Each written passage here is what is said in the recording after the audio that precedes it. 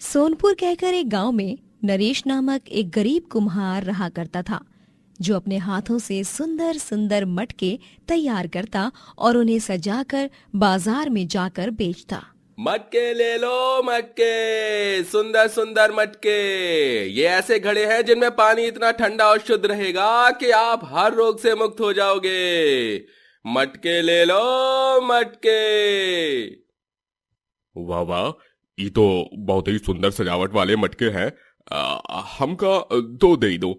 हमरे घर में जौन मटका है वो टूट गया है। हाँ, अच्छा, ये लीजिए आपका मटका।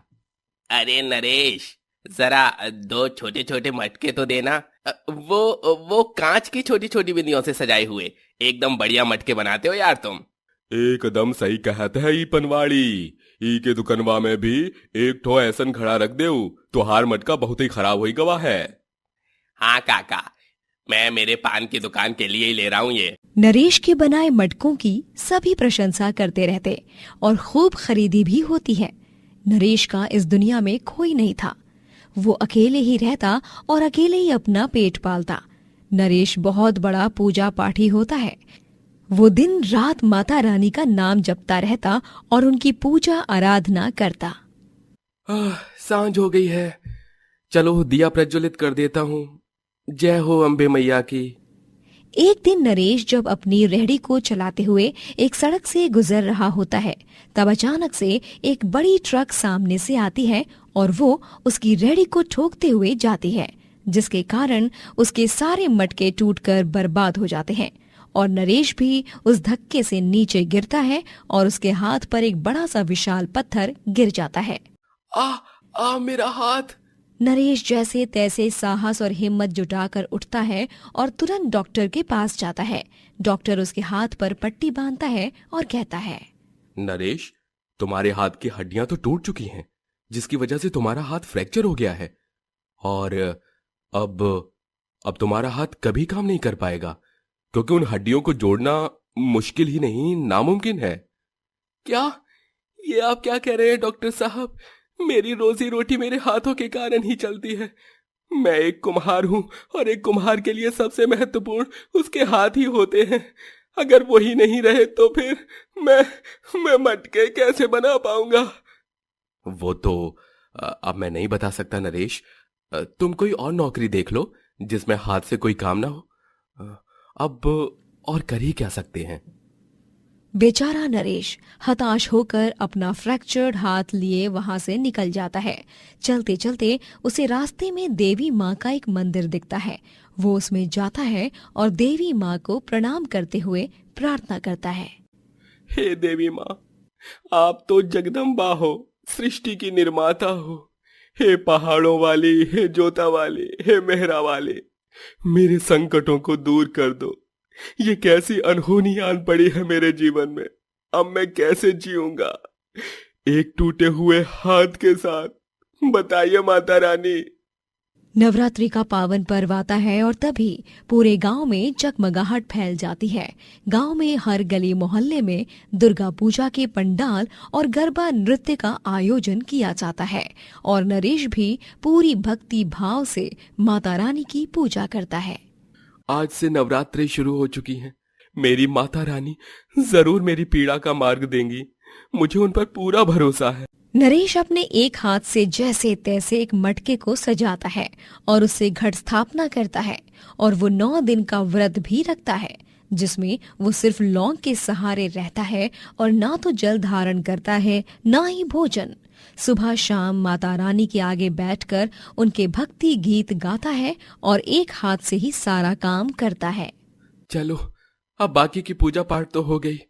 बस धूप और अगरबत्ती जलाकर मैं सीधे माता रानी के भोग प्रसाद की तैयारी करता हूँ। एक ही हाथ से वो शीरा भी बनाता है।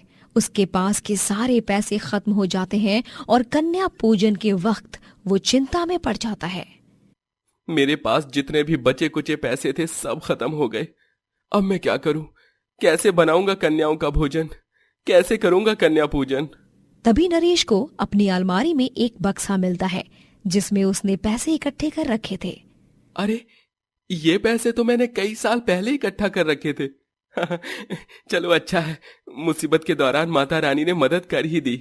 उन पैसों से नरेश राशन लाता है और शीरा, चना और पूरी का प्रसाद बनाकर माता रानी को चढ़ाता है और 9 छोटी छोटी कन्याओं को भी खिलाता है।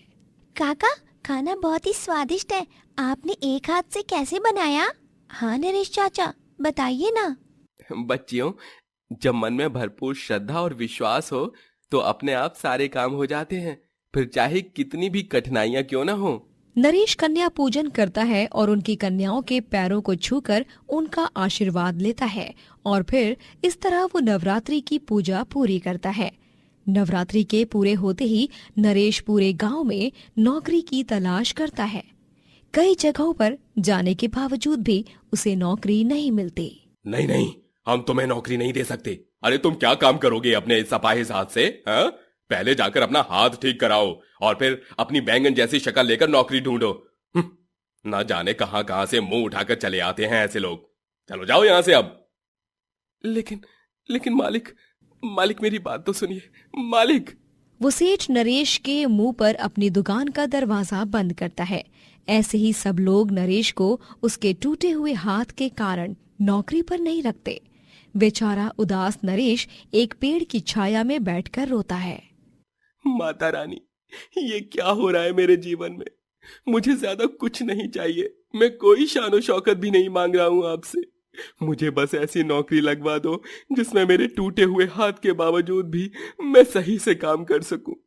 कृपा कीजिए माता रानी, कृपा कीजिए, थोड़ी सी कृपा। दिन गुजरते जाते हैं लेकिन नरेश को कहीं भी नौकरी नहीं लगती। सर जी मैं आपके ऑफिस में काम कर सकता हूँ। मैंने अखबार में पढ़ा था कि आपके यहाँ चौकीदार की जरूरत है। क्या आप मुझे काम दे सकते हैं? अबे ओ घोंचू, अकल क्या घास चरने गई है तेरी? अरे चौकीदार का हाथ टूटा हुआ होगा तो ऐसे में कोई भी गुंडा मवाली या चोर आकर तुझे 1 मिनट में कुचल देगा। तू क्या करेगा रे नौकरी? हाँ, बेवकूफ बंदर कहीं का। सर जी, मैं आपसे विनती करता हूँ, मुझे काम पर रख लीजिए ना। मैं वादा करता हूँ कि मैं। नरेश विनती कर ही रहा होता है कि तभी अबे चल जा यहाँ से। वो अमीर आदमी नरेश को धक्का मारकर ढकेल देता है और नरेश सीधा अपने फ्रैक्चर्ड हाथ के बल गिरता है और जोरों से दर्द के मारे चीखता है। मेरा हाथ, माता रानी। नरेश के हाथ से खून बहने लगता है और उसे बहुत दर्द होता है। नरेश वहाँ से उठकर अपने घर के रास्ते जाता है और उसे इतना दर्द हो रहा होता है कि वो चक्कर खाकर नीचे गिर पड़ता है। अगली सुबह जब उसे होश आता है तब वो उठकर खड़ा होता है और आसपास देखता है और जब वो अपने फ्रैक्चर्ड हाथ को देखता है तब वो महसूस करता है कि उसे अब दर्द हो ही नहीं रहा। वो अपना टूटा हुआ हाथ आसानी से हिला पा रहा है और मूवमेंट कर पा रहा है। अरे वाह, ये तो चमत्कार ही हो गया। मैं अपना हाथ हिला पा रहा हूँ। मुझे तो रत्ती भर का दर्द भी नहीं हो रहा है। ये तो साक्षात माता रानी की लीला है। जयकारा शेरा वालिदा, बोलो सांचे दरबार की जय। नरेश तुरंत माता रानी के मंदिर में जाकर प्रसाद चढ़ाता है और फिर वो मटके बनाकर बेचना शुरू करता है। उसे एक बड़ा ऑर्डर भी मिलता है और एक अमीर आदमी उसे अपनी कंपनी में डिजाइनर मटके बनाने के लिए ऑफर देता है। ऐसे ही कड़ी मेहनत और परिश्रम करके नरेश सफलता की इमारत की ऊंचाई छूता है और एक बड़ा आदमी बन जाता है। लेकिन वो तब भी माता रानी का परम भक्त रहता है और सदैव उन्हें पूछता रहता है। भावना की शादी समर से होती है। ससुराल में सास शीला और 5 ननद होती हैं। समर के पिता की कुछ सालों पहले ही एक हादसे में मौत हो जाती है। अब भावना जो है वो तो पूरी तरह से एक संस्कारी लड़की होती है, वहीं उसकी 5 ननद उसका पूरा उल्टा होती हैं। वो पांचों भी बिगड़ैल और बदतमीज होती हैं। नंदों के नाम ऋतु, कीर्ति, प्राची, सुनैना और त्रिशा होते हैं। अरे बेशरम कलमुइयों, कुछ सीखो अपनी भाभी से। अरे रोज सुबह 7 बजे उठकर पूजा पाठ और सबका नाश्ता तैयार करती है और तुम पांचों भूतनियों की तरह लेट उठती हो। सच में पता नहीं तुम पांचों इतनी नालायक कैसे निकली। भावना पूरे घर में धूपदानी से धूप फैलाती है और मंदिर में दीप जलाकर सास शीला के पैर छूकर आशीर्वाद लेती है और फिर उसे नाश्ता परोसती है। शीला हमेशा अपनी पांचों बेटियों को भावना की तारीफ करते ताने कसते रहती है, जिससे पांचों नंदों को बहुत गुस्सा आता रहता है। वाओ, आज का आलू का पराठा तो बहुत ही टेस्टी बना है। भावना भाभी, मुझे एक और दे दो। मुझे भी भाभी, और हाँ, साथ में ठंडी लस्सी भी दे दो। अरे निगोड़ियों, कब तक बना बनाया खाना ही खाती रहोगी? पांचों की शादी की उम्र हो गई है, लेकिन आज तक चूल्हा चौका नहीं आता। हनुमान चालीसा बोल के दिखाओ जरा। हाँ, गायत्री मंत्र आता है? तुम पांचों को तो चाय तक बनानी नहीं आती। हमेशा से मैं सिखा गई, लेकिन किसी ने भी सीख के नहीं लिया। हाँ हाँ। माँ, आपने ठान ही लिया है क्या कि आप हमें 24 घंटे सिर्फ ताने ही देती रहेंगी? अरे चिल, जब शादी का टाइम आएगा तब सब मैनेज कर लेंगे ना हम, प्लीज। माँ जी, रहने दीजिए ना, बच्चियां हैं, समय और हालातों के साथ सब सीख समझ जाएंगी, भरोसा रखिए। शीला मुंह बना लेती है। भावना अपने घर के सारे कामों को तो निपटाती ही है, पर साथ ही साथ वो ऑनलाइन भी अपना छोटा सा बिजनेस चलाती रहती है। अपने हाथों से सुंदर सुंदर डिजाइन्स की रजाइयाँ बनाती है और उन्हें ऑनलाइन बेचती है। हाँ चलो, अब बस ये आखिरी एक रजाई बनानी रह गई है, फिर आज के ऑर्डर्स कंप्लीट हो जाएंगे। उसके बाद मुझे शाम को भोग प्रसाद बनाना है। माँ जी की खिचड़ी और सब्जी मार्केट जाकर कल के लिए सब्जियां भी तो लानी है। भावना बहुत अच्छे से मल्टीटास्किंग किया करती। वो अपनी हर एक जिम्मेदारी को बखूबी निभाती, कभी भी अपने सर का पल्लू नीचे नहीं आने देती और हर किसी को सम्मान देकर ही बात करती। उसके इसी व्यवहार के कारण सभी उससे बहुत अच्छे से पेश आते, लेकिन उसकी पांचों ननद कभी नहीं। यार, इस भावना भाभी ने तो नाक में दम कर रखा है। माँ को तो बस पॉइंट ही दे दो, भाभी और हम पांचों को कंपेयर करके दुनिया भर के ताने देने का। हाँ, हम ऐसे हाथ पर हाथ धरे नहीं बैठ सकते, कुछ ना कुछ तो करना ही पड़ेगा इस संस्कारी भाभी का। हाँ। तभी अचानक से सुनैना के दिमाग में एक आइडिया आता है। हाँ, आइडिया। बहनों, क्यों ना हम इस संस्कारी बहू को असंस्कारी कर दे तो? मतलब मैं कुछ समझी नहीं। सुनैना सबको प्लान बताती है और फिर अगले दिन जब भावना घर पर नहीं होती, तभी पांचों ननद उसकी मेहनत से बनाई हुई रजाइयों को फाड़ देती हैं और वहां से रफू चक्कर हो जाती हैं। घर लौटने के बाद जब भावना अपनी रजाइयों को फटा हुआ देखती है, तभी वो बहुत दुखी हो जाती है और रो पड़ती है। नहीं, ये क्या हो गया मेरी रजाइयों को? रात रात भर जाग कर मैंने इन्हें बनाया था अपने इन्हीं हाथों से। मेरी इतनी सारी मेहनत मिट्टी में मिल गई। इतना सारा नुकसान हो गया मेरा, अब मैं क्या करूंगी? भावना को रोते देख पांचों ननद बहुत खुश होती हैं। अगले दिन वो पांचों जानबूझकर भावना के बनाए हुए खाने में ढेर सारा नमक मिला देते हैं, जिससे खाने के बाद शीला और समर दोनों चिल्ला पड़ते हैं। भावना, व्हाट इज दिस? खाने में इतना सारा नमक भी कोई डालता है क्या? मेरा सिर दर्द करने लग गया। अरे भावना बहू, मैंने तुम्हारी तारीफ क्या कर दी, तुम तो बिगड़ते ही जा रही हो। हैं? क्या फर्क रह गया है तुम में और इन 5 बेवकूफ लड़कियों में? हाँ? लेकिन माँ जी, मेरा यकीन कीजिए, मैं रोज खाना बनाकर उसके बाद उसका स्वाद चखती हूँ कि ये कहीं नमक मिर्च कम ज्यादा तो नहीं हो गई है इसमें। मैंने आज भी किया था, तभी तो स्वाद एकदम सही था, फिर अभी ऐसे कैसे हो गया? अब कोई भूत तो आया नहीं होगा घर पे, है जिसने तेरे बाद सारे खाने में नमक डाल दिया हो? ध्यान दो जरा घर के कामों में, तुम्हारे लिए ही अच्छा होगा। हाँ, वरना तुम्हें तो पता है मेरा गुस्सा कैसा है। हाँ। शीला को इस तरह भावना को डांटते हुए देख पांचों नंदों को कलेजे में ठंडक मिलती है। अगले दिन पांचों मिलकर भावना के जूस में नींद की दवा मिला देते हैं। अब देखना कैसे ये संस्कारी भाभी घोड़े बेचकर सो जाती है और माँ इस घर को अपने सर पर उठा लेती है। हाँ, बहुत मजा आएगा। Full on entertainment entertainment entertainment. सुबह के 10 बज जाते हैं, तब भी भावना नींद से जागती नहीं है। इन सब के कारण शीला गुस्से से आग बबूला हो जाती है और फिर वो पानी की बाल्टी लाकर भावना के ऊपर पानी फेंकती है और उसे तेज आवाज में चिल्लाते हुए जगाती है। अरे ओ कल मोही करम चली, उठ जा जल्दी से। भावना एकदम से घबरा जाती है और वो झट से अपनी आंखें खोलकर उठकर बैठ जाती है। क्या क्या हुआ माँ जी? ये क्या 10 बज गए? ये कैसे हुआ? चल चल, अब ज्यादा नाटक मत कर। मैं अच्छी तरह जानती हूँ लेट उठने के बस बहाने ढूंढने लग गई है तू। दिन ब दिन संस्कारी से असंस्कारी होती जा रही है। अरे जरा शर्म कर, तू इस घर की बहू है, नालायक कहीं की। अगर इतना ही कुंभकर्ण बनकर सोना है ना तो अपना सामान उठा और दफा हो जा यहाँ से। हाँ, अपने मायके चली जा। पांचों ननद पेट दबा दबा कर हंसती हैं और बेचारी भावना रोती है। एक रात पांचों ननद घर में बिना बताए क्लब में पार्टी करने जाती हैं और वो भी छोटे कपड़े पहनकर।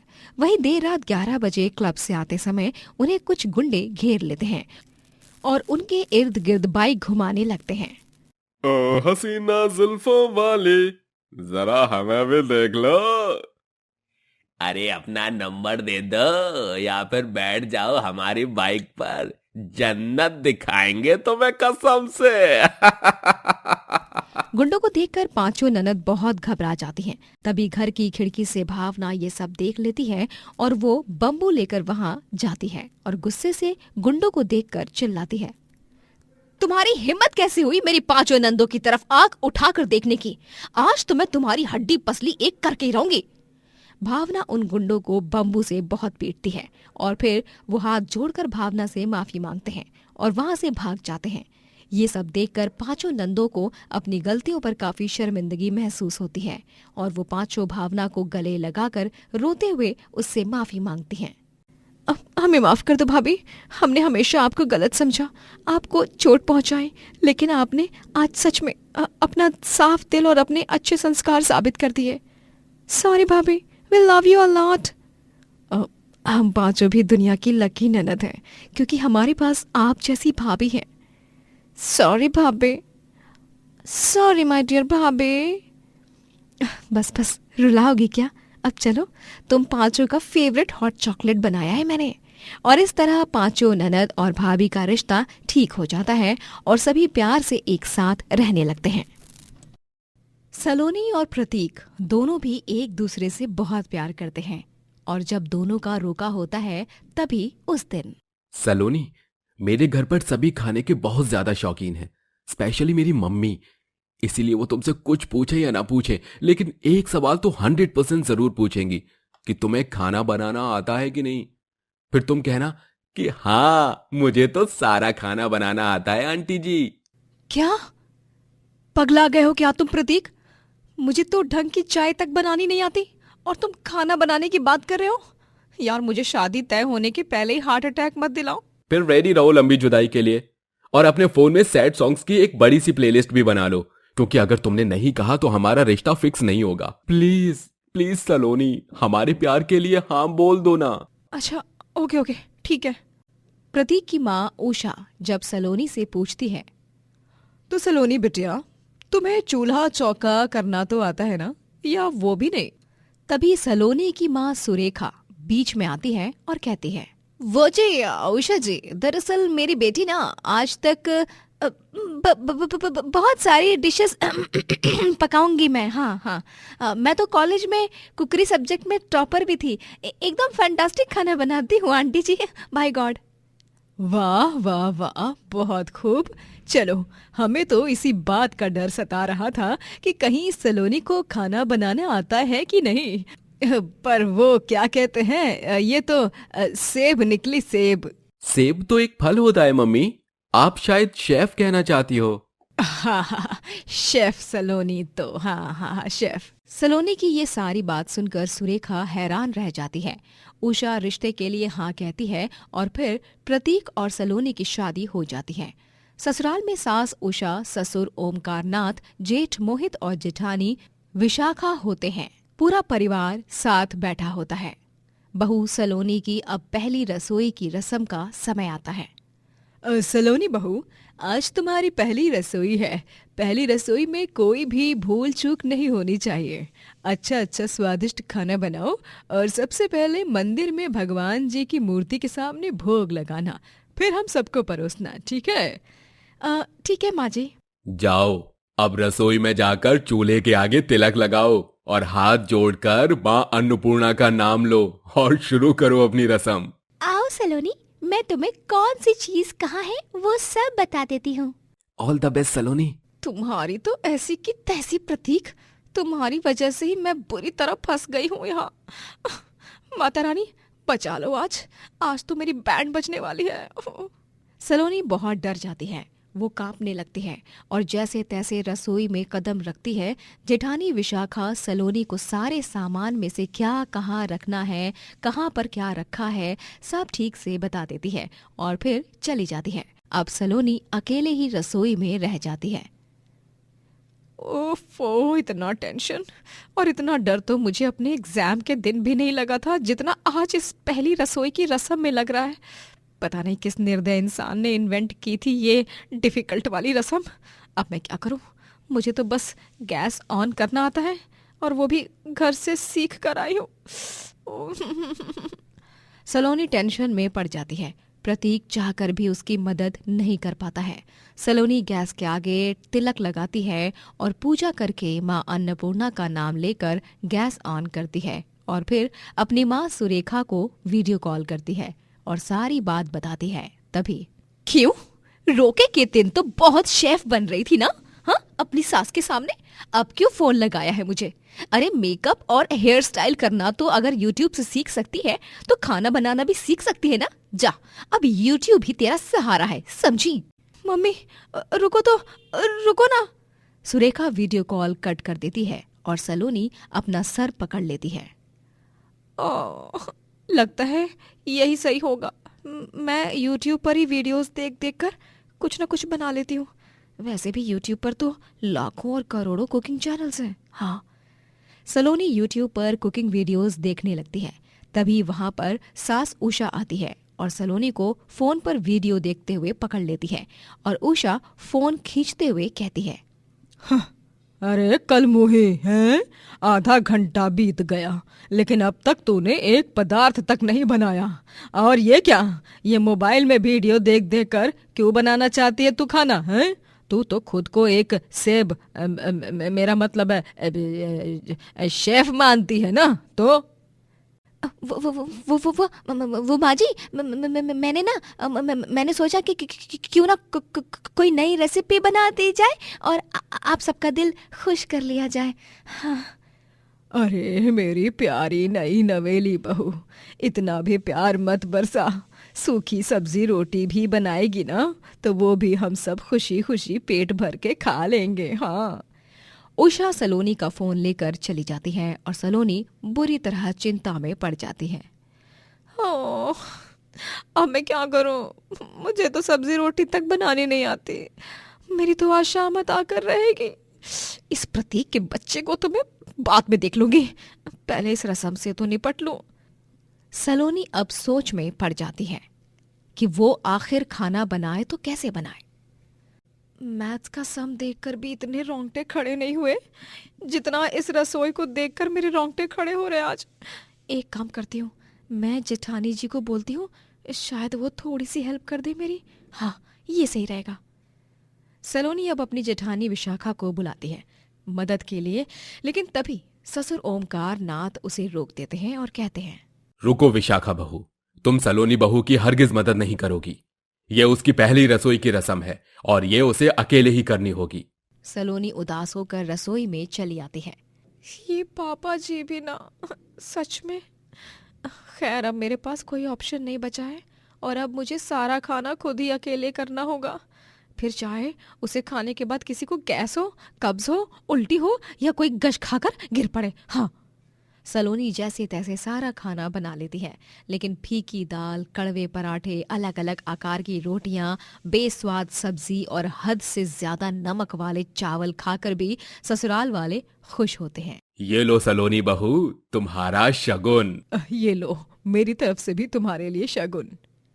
सलोनी, मुझे नहीं लगा था कि मेरी देवरानी इतनी होनहार होगी। ये लो, ये मेरी तरफ से एक छोटा सा शगुन। और ये तुम्हारे जेठ जी की तरफ से तोहफा। लेकिन खाना तो इतना बेस्वाद बना है, फिर भी आप सब तारीफ कर रहे हो। हाँ, वही तो, मैंने तो जो मन में आया वो डाल दिया। इस सब्जी में तो मैंने थोड़ी सी चीनी भी डाली है, नमक समझ के। तभी सभी हंसने लगते हैं और मुस्कुराहट के साथ कहते हैं, बहू, तूने मेहनत की, तुझे खाना बनाना नहीं आता, फिर भी तूने कोशिश की। और तुम्हारे इसी कोशिश से हम सब खुश हैं। थैंक यू माँ जी। पापा जी, मैं वादा करती हूँ मैं 1 महीने में कुकिंग सीख जाऊंगी। हाँ। इस तरह सभी सलोनी को प्यार और स्नेह देते हैं और सलोनी 1 महीने में खाना बनाना भी सीख जाती है। रतनपुर कहकर एक गांव में कुसुम अपने पियक्कड़ पति महेंद्र के साथ रहा करती थी। महेंद्र दिन रात बस शराब के नशे में धुत रहता था और कुछ काम नहीं करता था, जिसके कारण सारी जिम्मेदारी कुसुम के कंधों पर थी।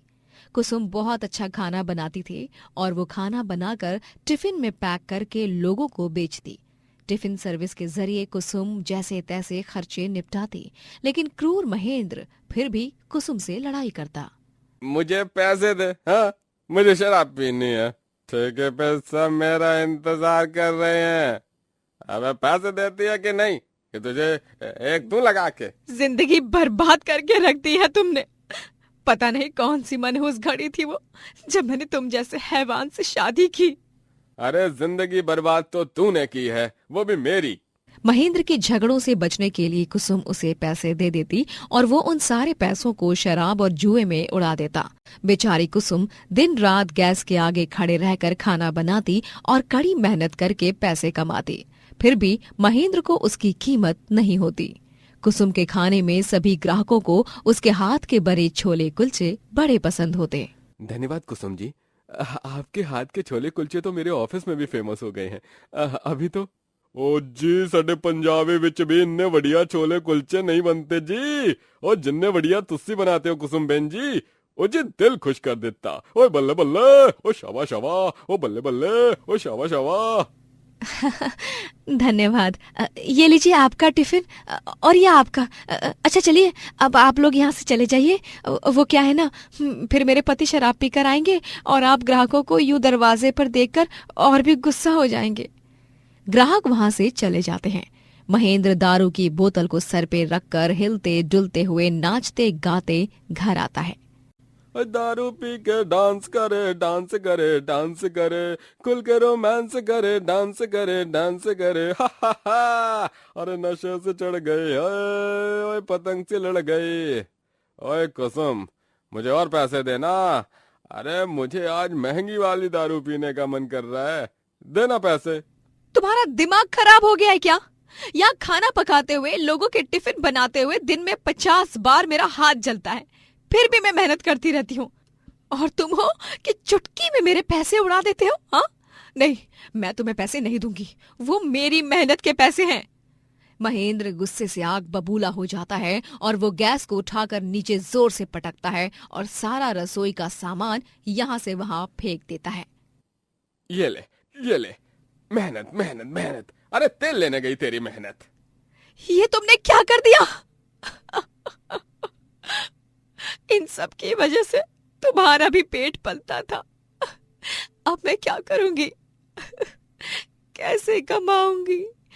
खुद तो 24 घंटे नशे में धुत रहते हो, बेशरम कहीं के। जबान संभाल के बात करना, वरना इस चाकू से ही तेरी जबान काट दूंगा। अब ना तो तू कुछ काम पाएगी और ना घमंड करके मुझे नीचा दिखाएगी।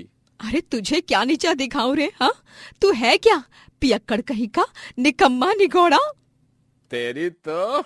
महेंद्र को बहुत गुस्सा आता है और वो बेलन उठाकर कुसुम को मारने लगता है और उसके बाल भी नोचता है। कुसुम दर्द से जोरों जोरों से चीखती चिल्लाती और बिलखती है। बचाओ बचाओ! मत मारो मुझे, मत मारो, मुझे दर्द हो रहा है। ये ले बोल, और चला, और तेज कैंची की तरह अपनी जबान चला ना। ये ले। नहीं, मुझे मत मारो, मत मारो मुझे, मत मारो। आ आ मार खा खाकर कुसुम एक ही बार में चिल्लाती है और वो अपने हाथ में घर में पड़ा हुआ बम्बू उठाती है और महेंद्र की तरफ क्रोधित आंखों से देखती है। इतिहास गवाह है, जब जब एक औरत कमजोर पड़ी है, उसके अंदर माँ काली आई है और उसने बुराई का सर्वनाश किया है। बस अब बहुत सह लिया तुझे, मूर्ख आदमी। कुसुम महेंद्र को बम्बू से पीटती है और फिर अपना सारा सामान लेकर भयंकर ठंड में गांव से बाहर निकल जाती है और बस में बैठकर दूसरे गांव में चली जाती है और वहां जाकर अपने जीवन की एक नई शुरुआत करती है। वो सोचती है, क्यों ना मैं यहाँ पर टिफिन सर्विस चलाने की जगह छोले कुलचे का ठेला लगाऊं, क्योंकि मेरे टिफिन में से सबसे ज्यादा छोले कुलचे ही बिकते हैं। पूरा गांव और आस पड़ोस के गांववासी सब मेरे हाथ के छोले कुलचे के दीवाने हैं। हाँ, यही करती हूँ। कुसुम लोखंड लकड़ियों से अपना एक ठेला लगाती है और सारे बर्तन और छोले कुलचे बनाने की सामग्री को बाजार से ले आती है और छोले कुलचे बनाकर बेचना शुरू करती है। आइए आइए, गर्मा गर्म पंजाब के स्पेशल छोले कुलचे खाने के लिए आइए। स्वाद ऐसा कि दीवाने हो जाओगे। एक बार खाओगे तो बार बार आओगे। आइए आइए, छोले कुलचे, छोले कुलचे। और मिनटों में ही कुसुम के छोले कुलचे ठेले पर ग्राहकों की लंबी कतार लग जाती है। बच्चे, बूढ़े और नौजवान सभी लोग ठेले पे आकर बड़े ही चाव से छोले कुलचे खाते हैं और आनंद उठाते हैं। ग्राहक तो कुसुम की तारीफों के पुल बांधते ही रहते हैं। वाह वाह वाह, हमने हमार जीवन में पहली बार कौनो ऐसा व्यंजन खाया है जो हमका इतना बढ़िया लगा। एकदम लाजवाब है ये छोले कुलचे कुसुम बिटिया। धन्यवाद काका, बस अपना आशीर्वाद यूं ही बनाए रखिए मुझ पर। उफ, आपके छोले कुलचे की खुशबू मेरे कॉलेज तक आ रही है। कुसुम आंटी, जल्दी से 5 प्लेट छोले कुलचे पार्सल कर दीजिए, ले जाने के लिए पैक कर दीजिए। हाँ बेटा, अभी करती हूँ, मैं अभी करती हूँ। इसी तरह कुसुम अपने छोले कुलचे ठेले से खूब सारे पैसे कमाने लगती है और एक खुशहाल जीवन व्यतीत करने लगती है। वही महेंद्र दूसरी शादी करता है और जब वो दूसरी बीवी पर भी हाथ उठाता है और उस पर अपनी चलाने की कोशिश करता है, तभी अबे ओ चपड़गंजू, चल फुट यहाँ से, मैं तेरा अत्याचार नहीं सहूंगी। दूसरी बीवी महेंद्र को लात मारकर अपने घर से धक्का मारकर भगा देती है और महेंद्र रास्ते पर दर दर भटकने लगता है। अरे कुत्ते जैसी जिंदगी हो गई है मेरी। हं? शायद यही है मेरे कर्मों की सजा। वही कुसुम अपना एक रेस्टोरेंट खोलती है और वहाँ की स्पेशल डिश छोले कुलचे रखती है। एक दिन उसके रेस्टोरेंट के बाहर फटे पुराने कपड़ों में महेंद्र आता है। उसका हुलिया पूरा भिखारियों की तरह होता है। खाना दे दो कुसुम, बहुत भूख लगी है। मैंने जितने गुनाह किए हैं उनके सामने तो मौत भी एक छोटी सजा लगती है, लेकिन हो सके तो मुझे माफ कर देना। कुसुम अपने नौकर के हाथों महेंद्र को खाना देती है और कहती है, ये खाना मैं तुझे इंसानियत के नाते दे रही हूँ। हम रोज कुत्ते, बिल्ली और बाकी बेजुबान जानवरों को खाना देते हैं। तुझे भी उन्हीं में से एक समझ कर दे रही हूँ। तूने मेरे साथ जो कुछ भी किया ना, मैं उसे भूल नहीं सकती। लेकिन देख, आज किस्मत ने क्या से क्या कर दिखाया। वो तो अच्छा हुआ कि माता रानी ने मुझे तुझसे बचा लिया, वरना मैं आज तक तेरे साथ घुट घुट कर मरती रहती और तेरा अत्याचार सहती रहती। तुझ जैसे लोगों को तो इस दुनिया में रहने का हक ही नहीं होना चाहिए। किस्मत ने महेंद्र को उसके कर्मों की सजा दे दी थी। समय गुजरता है और कुसुम अपने कॉलेज के दोस्त रमन से मिलती है, जो अब एक बहुत बड़ा बिजनेसमैन होता है। दोनों का मिलना जुलना इतना बढ़ जाता है कि दोनों एक दूसरे से प्यार करने लग जाते हैं और रमन कुसुम का बहुत ही प्यार से और स्नेह से ख्याल रखता। एक दिन रमन सबके सामने घुटनों के बल बैठकर कुसुम को प्रपोज करता है। कुसुम, मैं तुमसे बहुत प्यार करता हूँ। क्या तुम मुझसे शादी करोगी? तुम्हारे हाथ के बने छोले कुलचों की कसम, मैं तुम्हारा जिंदगी भर ख्याल रखूंगा और तुमने जितने दर्द सहे हैं उनसे कई गुना ज्यादा खुशियां दूंगा। हाँ, मैं भी तुमसे बहुत प्यार करती हूँ और तुमसे शादी करना चाहती हूँ। सभी तालियां बजाते हैं और फिर रमन और कुसुम दोनों एक दूसरे के गले लग जाते हैं। कुसुम और रमन दोनों भी शादी करते हैं और अपनी जिंदगी की नई शुरुआत करते हैं। और इस तरह मुश्किल और संघर्ष से भरी एक गरीब छोले कुलचे वाले की जिंदगी आखिरकार एक खूबसूरत सा मोड़ ले ही लेती है और रमन कुसुम को दुनिया की वो सारी खुशियां देता है जिनके लिए वो हमेशा से तरसती रहे। गरीब कचरे वाली। विश्वनगर में 50 उम्र के मियाँ बीवी लता और कुलभूषण रहा करते थे। दोनों की एक जवान बेटी होती है जिसका नाम पल्लवी होता है।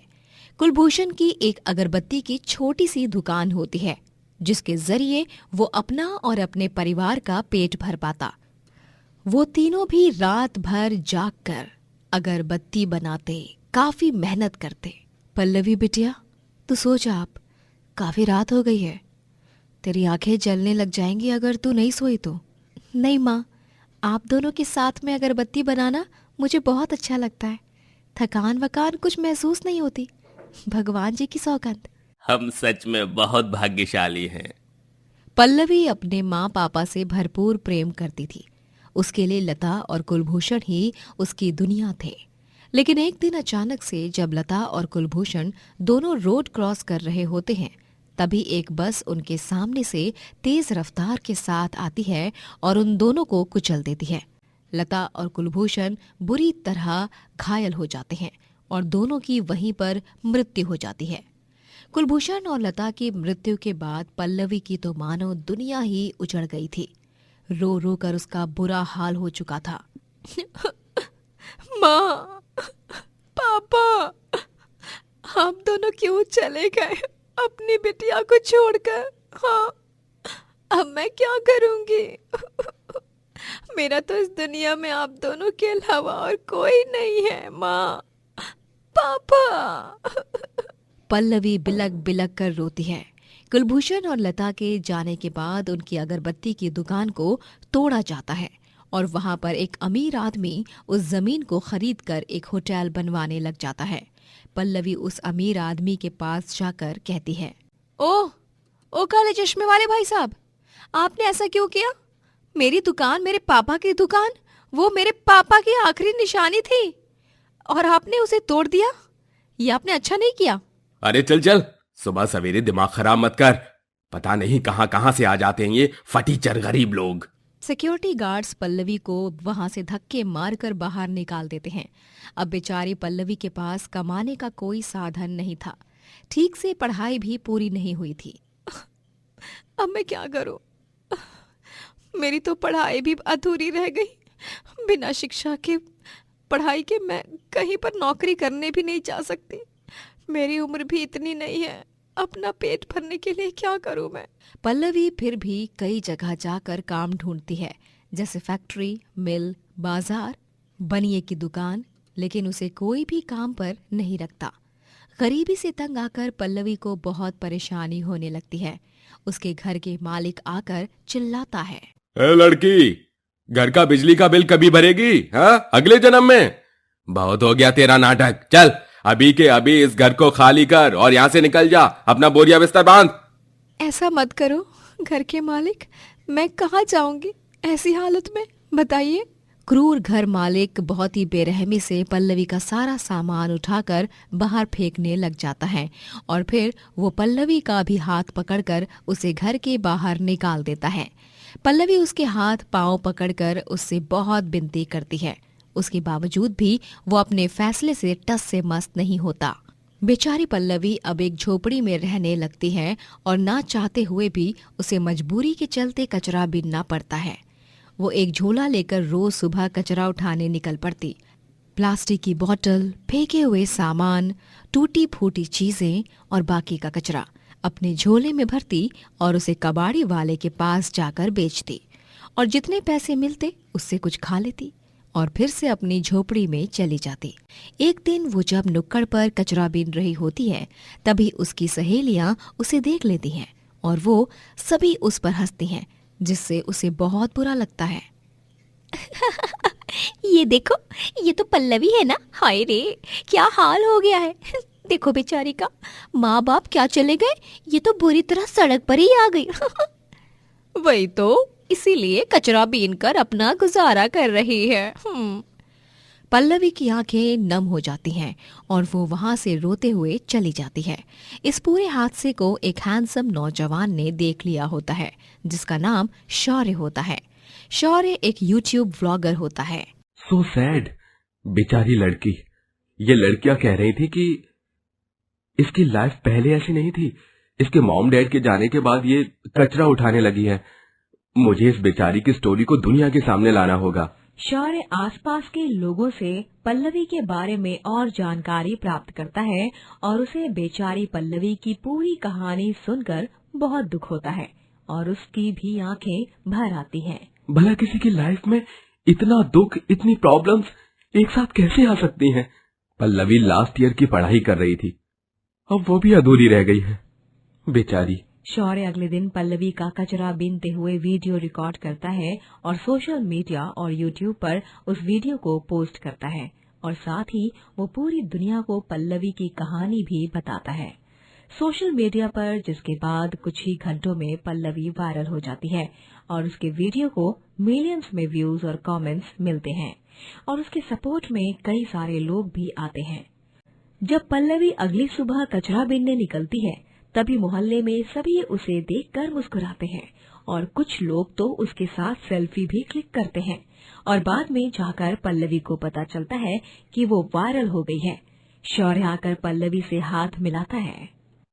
हाय, मैं शौर्य सिंघानिया, वही शख्स जिसने आपका वीडियो रिकॉर्ड किया था और आपको वायरल किया है। धन्यवाद व्लॉगर बाबू, आपके कारण मेरी कहानी, मेरी दुख भरी दास्तान दुनिया तक पहुंच गई। मैं आपके इस उपकार की हमेशा एहसानमंद रहूंगी। वैसे तो मुझसे और मेरे हुलिये को देखकर लोग कोसों दूर भागते हैं, लेकिन आपने मेरे साथ हाथ मिलाया। आप बहुत बड़े दिल वाले हैं व्लॉगर बाबू। अरे ऐसा कुछ नहीं है, जिनका मन साफ हो और दिल नेक हो वो लोग मुझे बेहद पसंद आते हैं। पल्लवी चली जाती है और शौर्य को पल्लवी से धीरे धीरे प्यार होने लगता है। वो उसे चुपके से देखने के लिए हर रोज मोहल्ले में आता है और उसे घंटों तक निहारते ही रहता। फिर वो उसे उसकी झोपड़ी के बाहर तोहफे रखना शुरू करता है। अरे ये तोहफा किसने रखा है? नाम भी नहीं लिखा है। पल्लवी जब उस तोहफे को खोलती है तो उसमें खाना और कपड़े होते हैं। शौर्य ऐसे ही हर रोज पल्लवी के लिए तोहफे रख कर जाता है, जिसमें हर दिन सभी जरूरत का सामान होता है। पल्लवी को अब डर लगने लगता है। पिछले एक हफ्ते से मैं इन तोहफों को स्वीकार कर अपने पास रख रही हूँ, जबकि मुझे तो इस बात का पता भी नहीं है कि ये किसने भेजा है और क्यों भेजा है। एक सुबह पल्लवी जानबूझकर 5 बजे के दौरान जाग रही होती है, ये जानने के लिए कि आखिर तोहफे रखता कौन है, और फिर जब वो शौर्य को देखती है तो वो चकित रह जाती है। व्लॉगर बाबू, आप? इसका मतलब ये रोज जो भी तोहफे यहाँ पर मुझे मिलते हैं वो आप रखते हो? लेकिन क्यों व्लॉगर बाबू, क्यों कर रहे हो आप मेरे लिए ये सब? हाँ, क्योंकि मैं तुमसे प्यार करने लगा हूँ पल्लवी। तुम्हारी सादगी, तुम्हारी मासूमियत, तुम्हारा नेक दिल, तुम्हारा साफ मन, ये सब ने मुझे तुम्हारा दीवाना बना दिया है। पल पल तुम्हारे बिना जीना मेरे लिए सजा जैसा है पल्लवी। पल्लवी, मेरी जिंदगी में बहुत से लोग आए हैं, लेकिन तुम कुछ और हो। अब ऐसा लगने लगा है कि तुम हो तो जिंदगी है पल्लवी। मैं तुम्हें बेहद, बेपनाह, बेइंतहा प्यार करता हूँ पल्लवी। पल्लवी, क्या तुम मुझसे शादी करोगी? पल्लवी भी भावुक हो जाती है। हाँ व्लॉगर बाबू, मैं अपनी बाकी की उम्र तुम्हारे साथ गुजारने के लिए तैयार हूँ। शौर्य और पल्लवी दोनों भी एक दूसरे के गले लग जाते हैं और फिर शादी कर लेते हैं, और इस तरह गरीब कचरे वाली की जिंदगी बदल जाती है और शौर्य उसे दुनिया की सारी खुशियाँ देता है।